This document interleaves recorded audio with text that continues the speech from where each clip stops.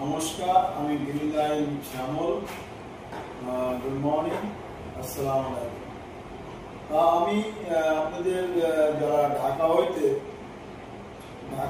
কলকাতার উদ্দেশ্যে ভ্রমণ যাত্রী ও মেডিকেল ভিসার যাত্রীদের এবং চিটাগাং থেকে যে সমস্ত যাত্রীগণ কলকাতার উদ্দেশ্যে আসছেন তাদের উদ্দেশ্য করে আমি বলতে চাই, তিনটি চারটি আমি ব্যাখ্যা দিতে চাই।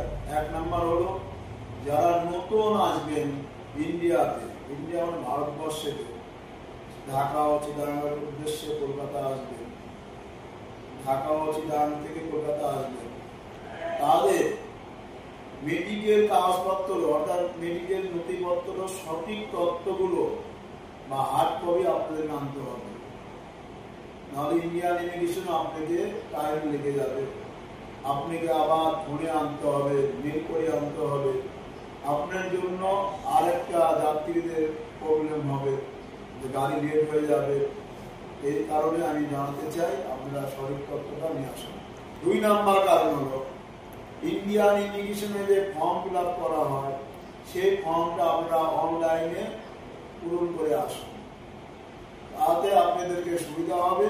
এটা আপনাদের বাধ্যতামূলক করতে হবে।